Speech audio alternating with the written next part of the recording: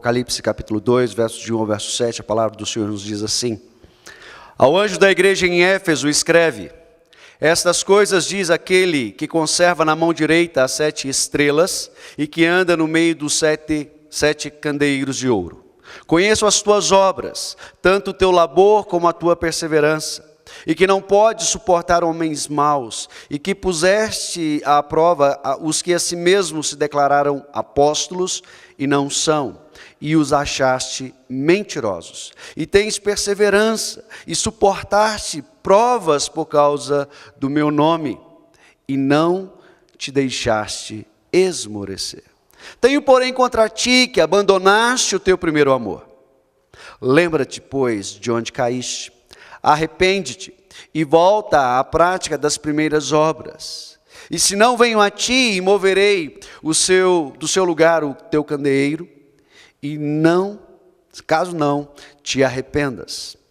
Tens contudo a teu favor que odeias as obras dos nicolaítas, as quais eu também odeio. Quem tem ouvidos, ouça o que o Espírito diz às igrejas. Ao vencedor, dar-lhe-ei que se alimente da árvore da vida, que se encontra no paraíso de Deus. Vamos orar, Pai?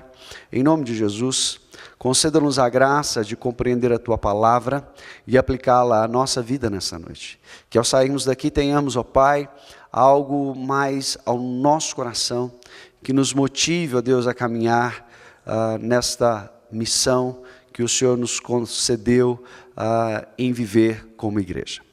Abençoe, ó Deus, aquele que fala, bem como aqueles que ouvem, para que, ó Deus, a Tua graça, o Teu favor, a Tua unção esteja entre nós e sobre nós. Te oramos em nome de Jesus, Senhor nosso. Amém. Você pode se assentar. O livro do Apocalipse não é o livro de terror das Escrituras.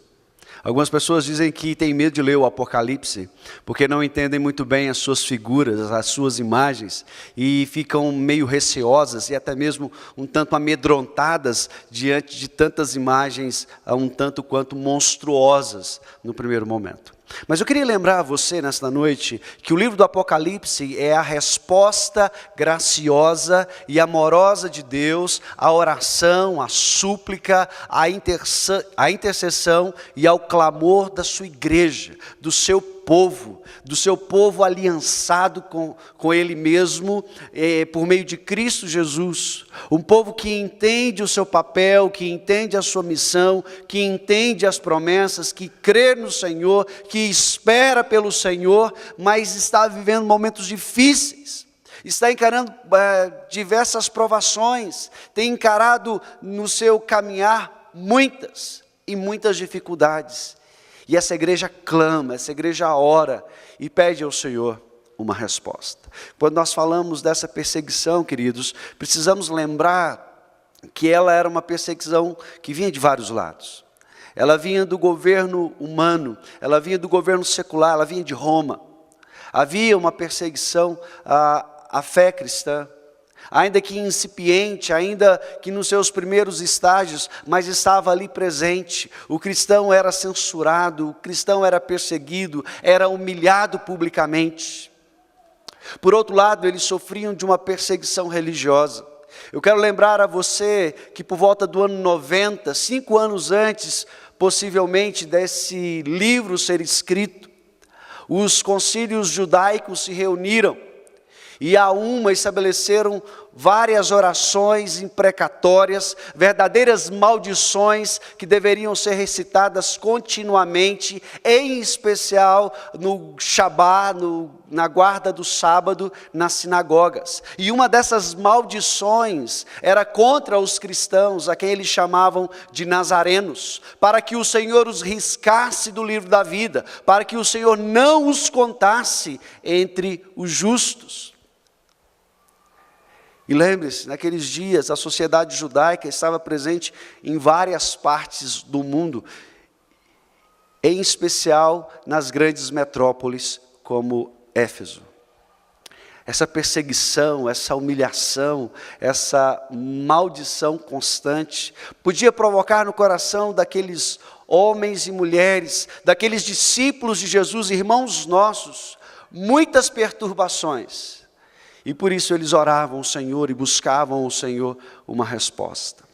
Quando nós lemos o livro do Apocalipse, no seu início, nós encontramos aqui 7 cartas, as 7 igrejas, cartas ditadas pelo próprio Cristo, aquele que ressurgiu dos mortos, glorificado, ascendeu aos céus, e agora se manifesta ao seu amigo, ao seu companheiro de jornada, ao seu discípulo João. Não aquele jovem que ele conhecera lá na Galileia, mas agora um ancião, já cansado, padecendo do castigo, da perseguição, por ser discípulo do Senhor Jesus. Preso, exilado em Pátimos, ele vê o seu Cristo, glorificado, de uma face reluzente, de grande poder, glória e majestade. Ele tem a visão da glória do Senhor em Cristo, e o peso da glória vem sobre ele de tal maneira que, como ele próprio escreve,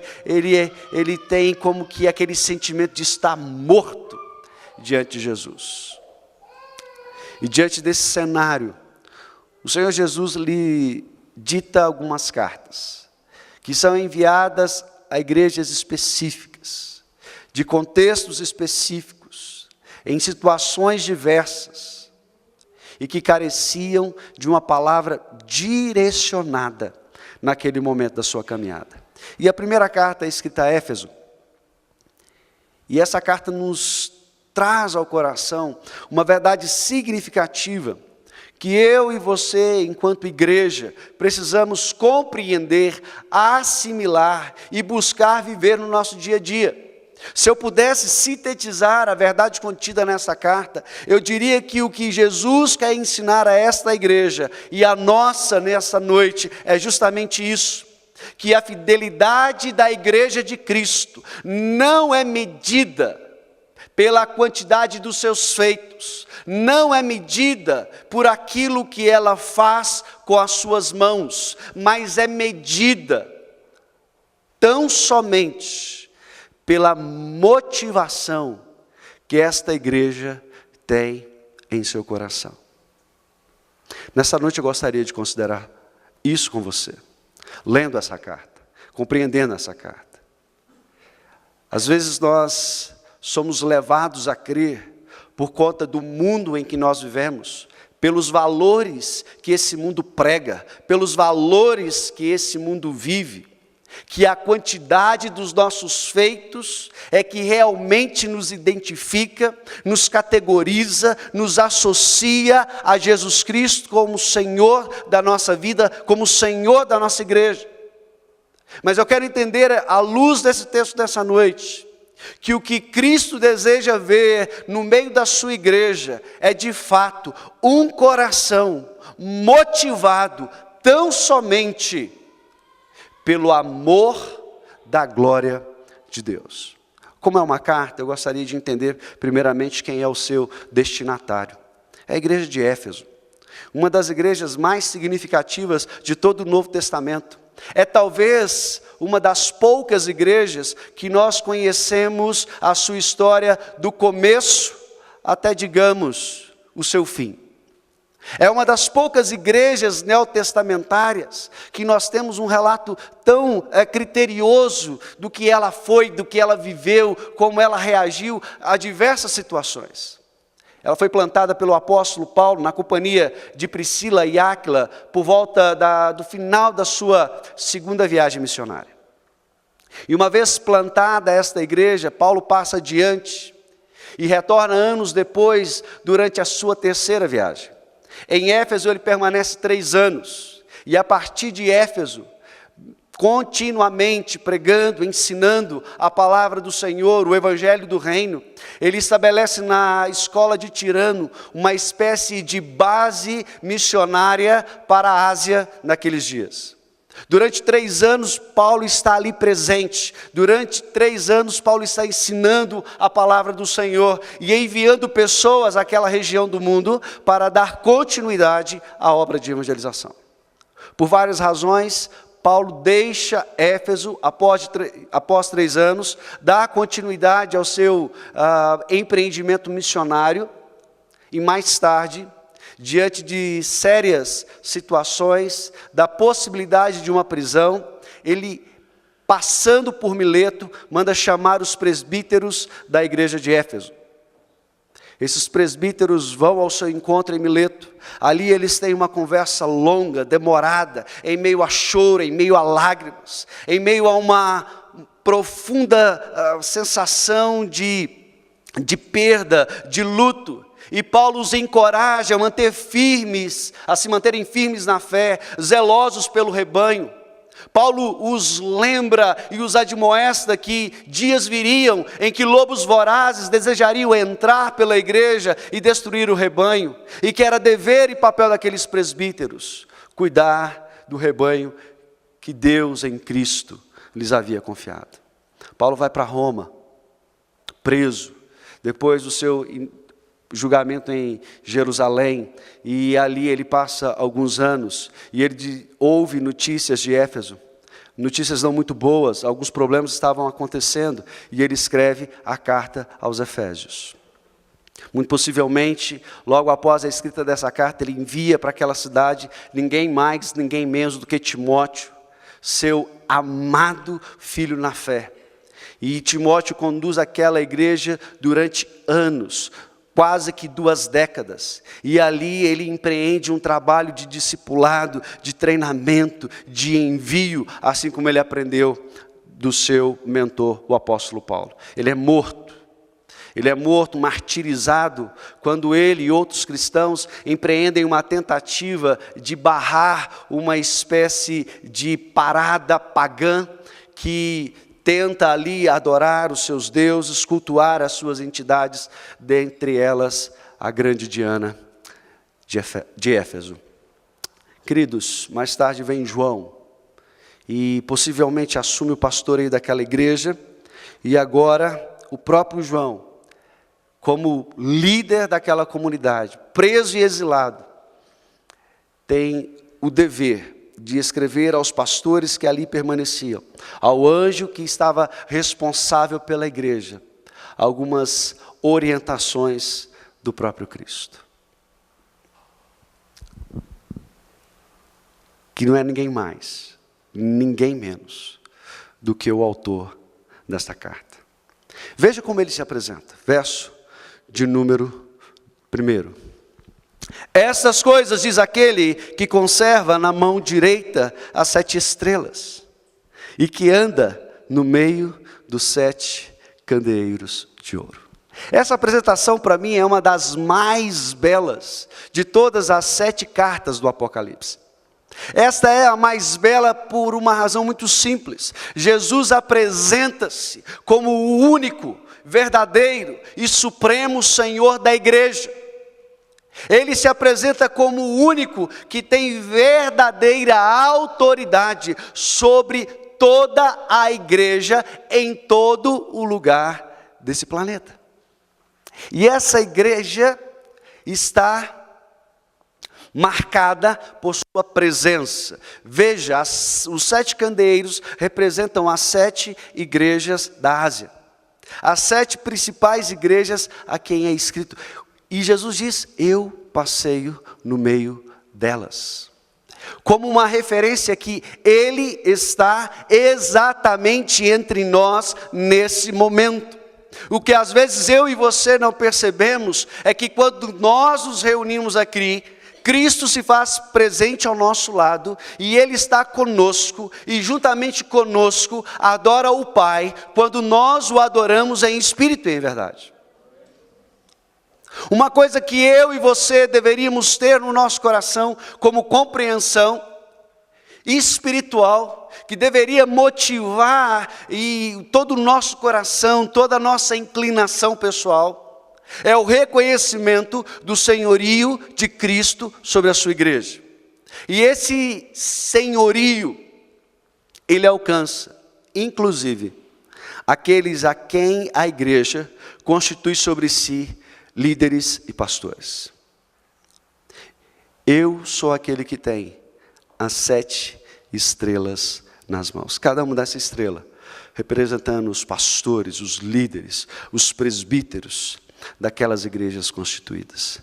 Queridos, esta visão, essa declaração do autor de si mesmo, essa apresentação que Jesus faz de si para nós nessa noite, é um lembrete de que ninguém é constituído líder na sua igreja, ninguém é constituído pastor do seu rebanho, ninguém está constituído como autoridade sobre o seu povo, sobre o qual ele, Jesus, não tenha poder final, autoridade final e palavra final a respeito dele.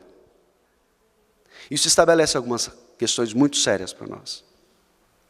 Porque ao mesmo tempo que é Cristo que passeia pela igreja, que é Cristo que tem nas suas mãos a liderança humana da igreja, isso significa que não há ninguém sobre ele. Não há poder maior que ele. Não há autoridade maior que ele. Não há nenhum poder ou força que possa de alguma forma se tornar combativa a sua vontade. Afinal de contas, ele e apenas ele é Senhor. Se Jesus Cristo é Senhor, não há uma só parte de mim ou de você que ele não conheça. Não há uma só estrutura da igreja terrena que ele não seja dono, não seja Senhor. Não há uma só área sobre a qual ele não tenha autoridade. O grande teólogo holandês Abraham Kuyper disse certa vez que não há sequer uma só partícula em todo o universo sobre a qual Deus não possa colocar o seu dedo e dizer, é minha. Se isso é verdade, querido, com a menor de todas as partículas desse universo imenso, criado pelas mãos do Senhor, o que dirá de mim e de você? Pobres mortais, miseráveis pecadores, alcançados por sua graça, transformados em filhos, por o amor que eu e você sequer conseguimos compreender. Jesus Cristo é o Senhor da igreja, Jesus Cristo é o Senhor da quarta igreja presbiteriana de Taguatinga, e todos aqui pertencem a Ele, e nenhum só líder dessa igreja está acima do senhorio e do poder de Cristo. Queridos, quando nós ouvimos essas coisas, precisamos então entender isso. O que Cristo queria dizer àquele povo? Consolem-se com o fato de que eu, o Senhor de vocês, aquele que redimiu vocês, aquele que salvou vocês, está no comando. Hoje pela manhã nós falávamos que momentos de transição são difíceis. Compartilhei brevemente a minha experiência no último ano. E o mais extraordinário que eu aprendi é confiar no governo, na provisão e na direção de Deus. Queridos, uma coisa é eu dizer que Jesus Cristo é o Senhor da minha vida, outra coisa é eu viver o senhorio de Cristo na minha vida. E esse senhorio, por vezes, é mais requisitado nos momentos mais conflituosos da vida. Nos momentos mais decisivos da nossa caminhada. E é nesse momento que Jesus faz algumas constatações, algumas considerações sobre aquela igreja. Observe o verso 2, o verso 3 e o verso 6. O que o Senhor diz a respeito dessa igreja? Conheço as tuas obras. Nada do que a igreja de Éfeso fez durante todos aqueles anos. Nós estamos falando de uma igreja que está completando ali, naqueles dias em que João escreve estas palavras ditadas por Cristo, cerca de 40 e poucos anos. Quase igual a vocês. E Jesus está dizendo, eu conheço as tuas obras. No sábado, da parte da tarde, uma irmã compartilhava conosco algumas histórias da igreja lá do seu início. Quando ainda era um trabalho que inicialmente tinha um foco em outro lugar da cidade, no início de uma invasão. E como ela foi transferida para esse lugar, como esse terreno foi adquirido, como as coisas aconteceram. Algumas pessoas compartilharam situações alegres e tristes que vocês vivenciaram ao longo desses 40 anos. Deixa eu dizer uma coisa para você nessa noite: Jesus conhece cada um dos acontecimentos desses últimos 40 anos. Não há um só ato sequer dessa igreja que não esteve debaixo do governo, da autoridade e dos olhos do nosso bom Deus. Conheça as tuas obras.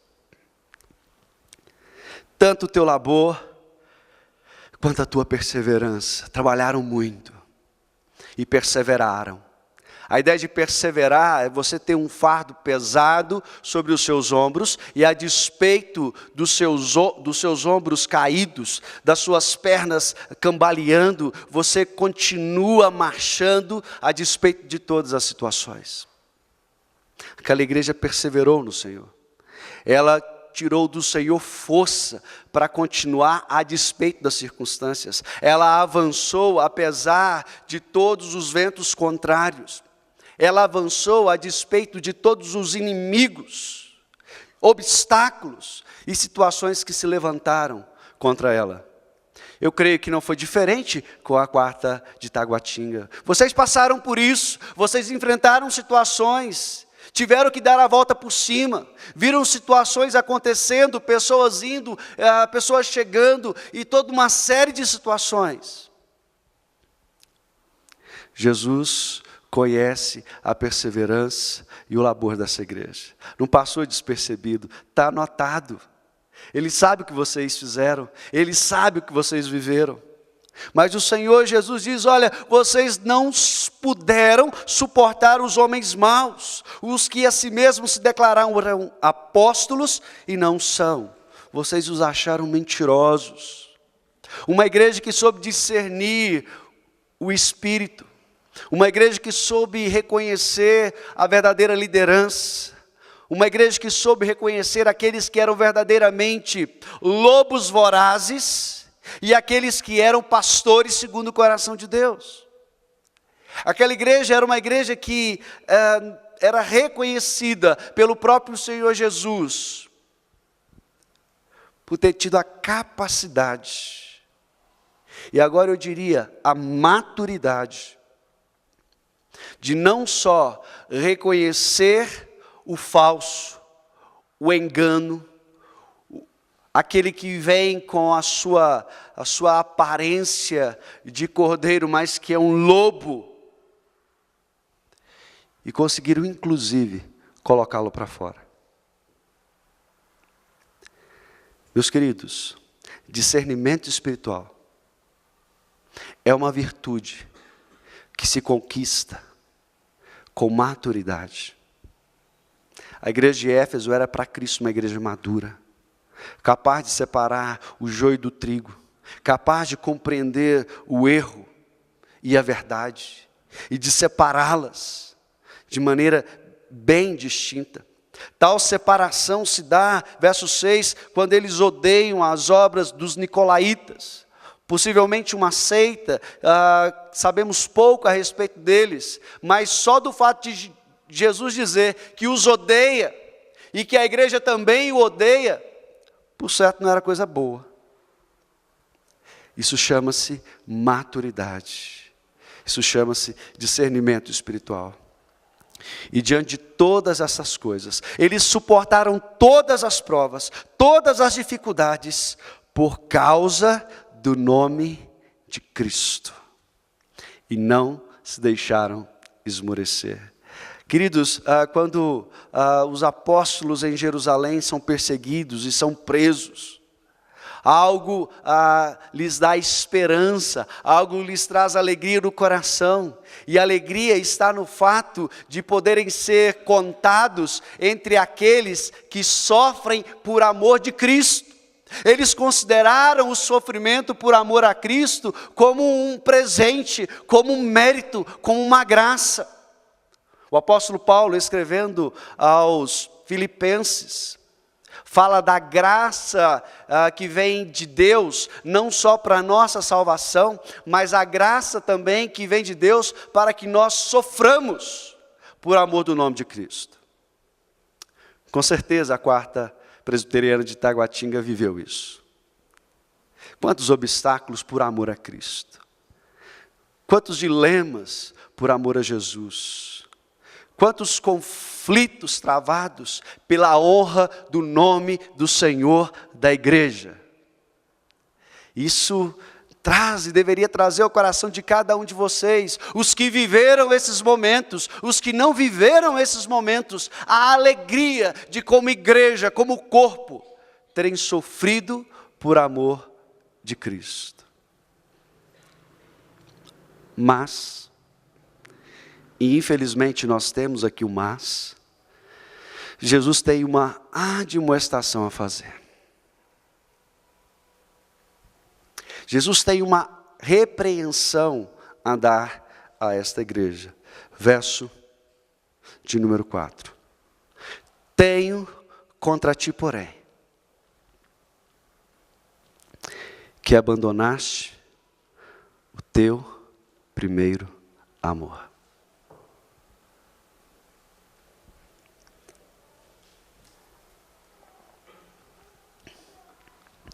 Isso parece um balde de água fria, não é verdade?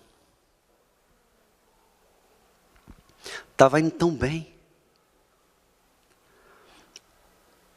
E agora, de repente, uma adversativa. A ideia muda. Não há algo mais a se declarar agradável.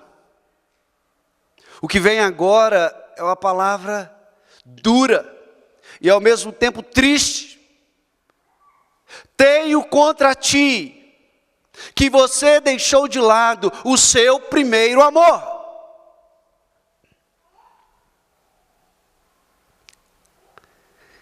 A pergunta é: o que é o primeiro amor? Por certo, você já deve ter lido vários comentaristas que tentaram explicar, justificar ou contribuir com uma compreensão do que é o primeiro amor. Por certo, você já ouviu alguns estudos sobre esse tema. Por certo, você já ouviu algumas mensagens sobre esse tema.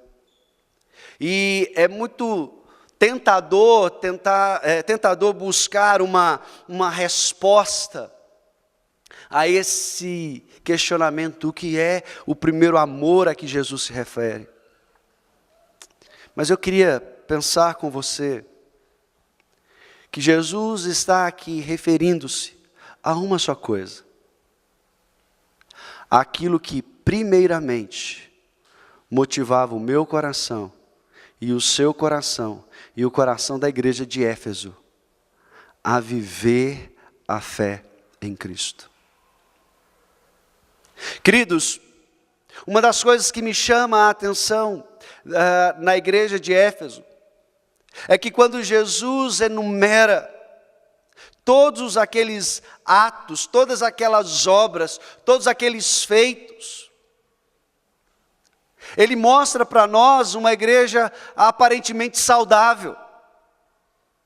Talvez diríamos no nosso contexto, uma igreja não só saudável, mas uma igreja contagiante, uma igreja madura, uma igreja que buscava realmente a glória de Deus. Uma igreja que estava com a missão sendo colocada em prática, vivenciada no seu dia a dia.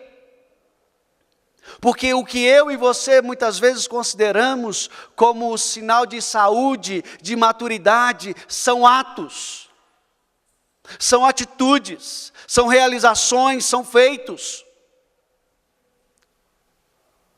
Porém, o Senhor Jesus vê o coração, e o coração é o cerne do problema do homem.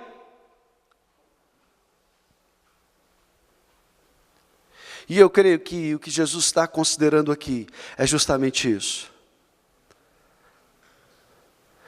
A igreja deixou de ter o seu coração em Cristo. A igreja deixou de ter como motivação, como razão de tudo aquilo que ela fazia, a glória de Deus, para viver simplesmente fazendo coisas.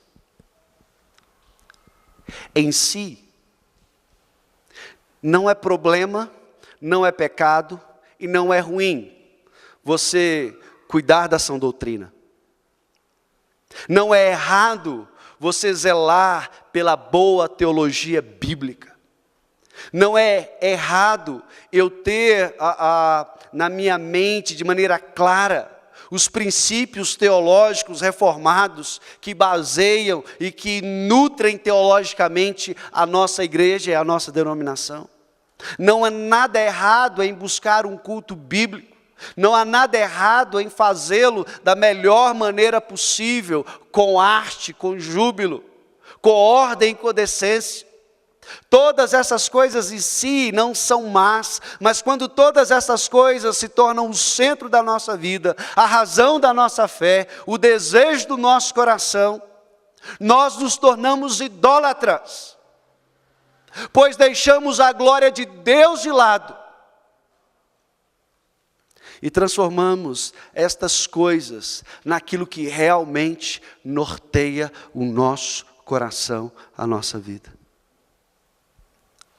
Porque boa teologia, pela boa teologia, não leva ninguém aos céus. Um culto bonito, ritualisticamente perfeito, agradável e sensível às pessoas, em si, não leva ninguém aos céus.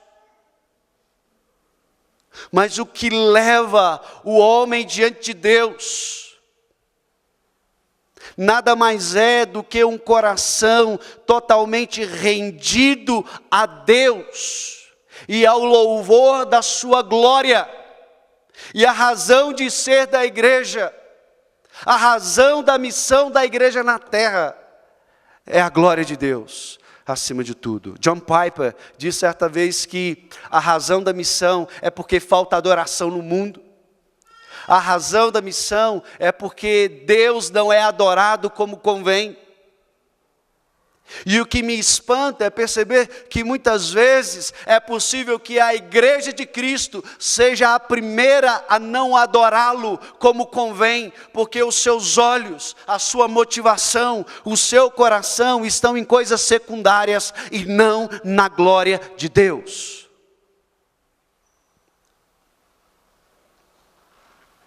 De maneira que é possível ter uma teologia consistente, uma liturgia biblicamente adequada, obras sociais, trabalhos profícuos na educação cristã, religiosa, da nossa membresia, e mesmo assim ser uma igreja doente, carente da graça e da misericórdia do Senhor.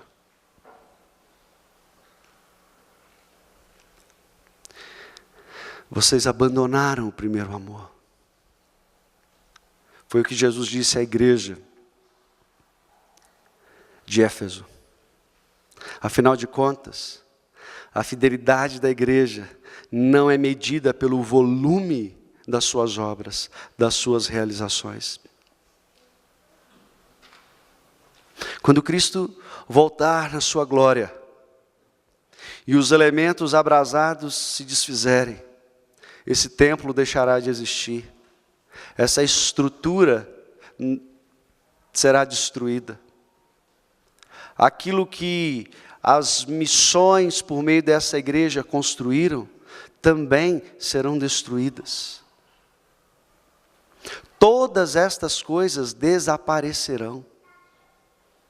E o que é que permanecerá?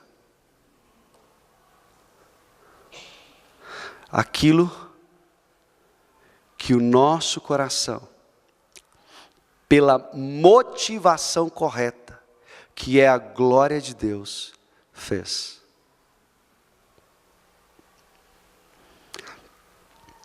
por isso nós devemos nos perguntar, por que é que nós fazemos o que fazemos? Por que eu venho ao culto? Por que eu venho à escola dominical?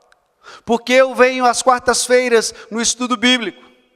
Por que que eu me envolvo na UPH, na SAF, na UMP, na UPA, na UCP? Por que eu me envolvo no Ministério de Música? Por que eu faço parte do coral? Por que eu estou no Ministério Infantil? Enfim, por que eu estou envolvido com o Conselho Missionário? Por que que eu dizimo? Por que eu oferto? Por que eu coloco os meus dons a serviço de Cristo e da igreja? Por que eu coloco a serviço da sociedade o meu trabalho?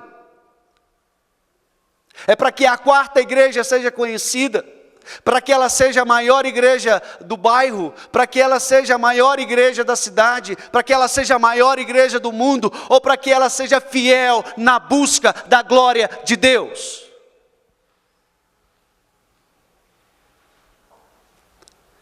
Pergunte-se a você mesmo: é a glória de Deus que te traz aqui todo domingo? É a glória de Deus que faz você fazer o que você faz, como parte desta igreja?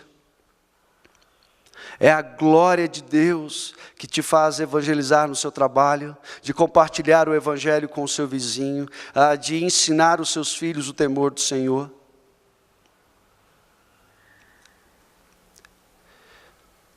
Veja, porque Jesus considera significativa a motivação do coração. Ele faz aqui uma exortação. E ele diz: lembra-te de onde caíste. Verso de número 5. Arrepende-te e volta às práticas das primeiras obras. Queridos, a única coisa que pode verdadeiramente mudar a nossa condição como igreja é justamente aquilo que Jesus disse à igreja de Éfeso. Se eu e você, ao refletirmos sobre a nossa atitude, sobre as nossas motivações, nos encontrarmos infiéis a Cristo, percebermos que de maneira mesquinha somos conduzidos a fazer o que fazemos na igreja, pela glória pessoal, pelo compartilhar de um ideal político, partidarista, que muitas vezes graceja no meio do corpo de Cristo, infelizmente. Se é por outras razões que vão além da nossa compreensão, se o nosso entendimento foi afetado pela ação do Espírito Santo e nos consideramos infiéis, precisamos nos arrepender, ver onde nós erramos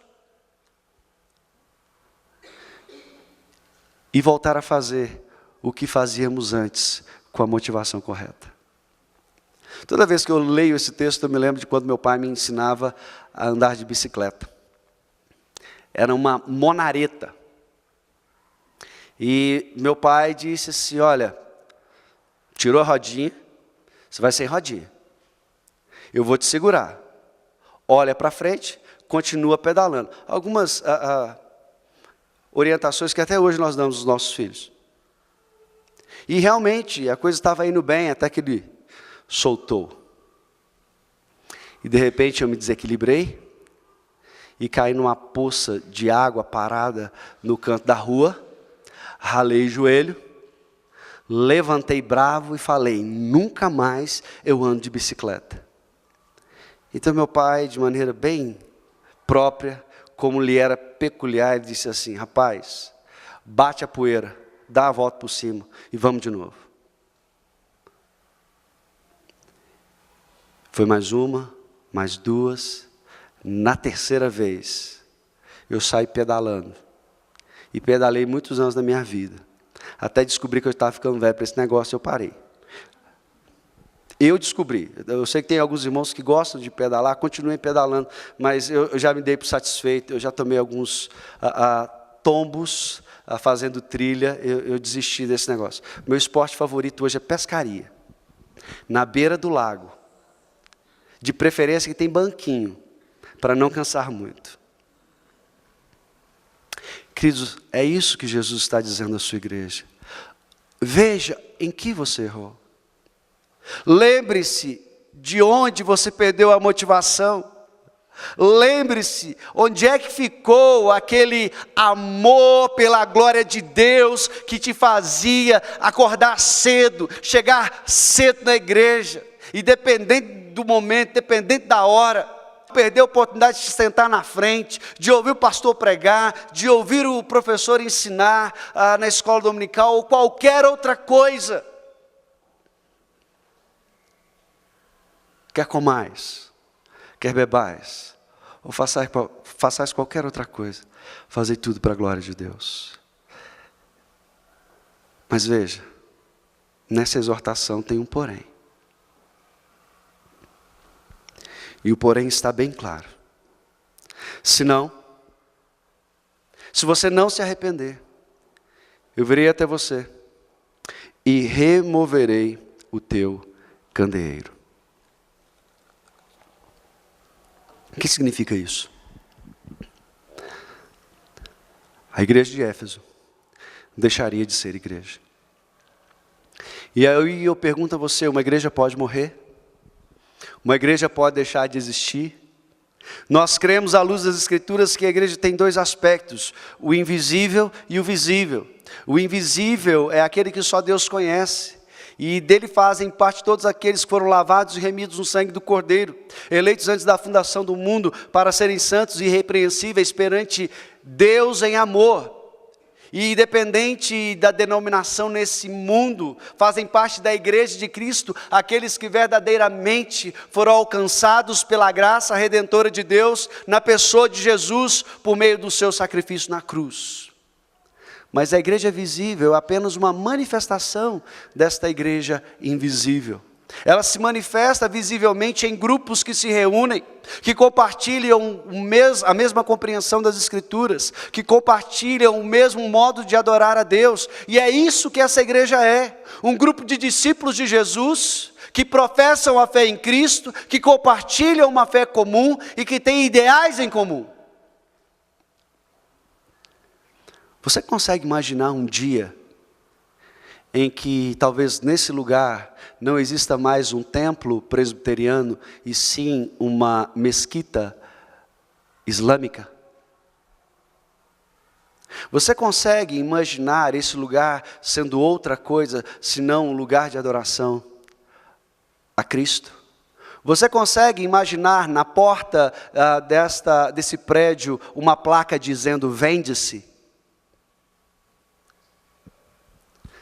Em 2016 eu estava nos Estados Unidos, na região de Nova Jersey, e nós fomos a uma cidadezinha, e passávamos em frente a uma igrejinha. Sabe aquelas igrejas americanas típicas, de tijolinhos, a fachada branca com torre branca, coisa mais linda, um jardim maravilhoso, rodeada de carvalhos, e uma placa. Vende-se. A pergunta é, onde estava a igreja? O templo continuava ali, mas onde estavam as pessoas? Isso é o que significa ter o seu candeeiro movido.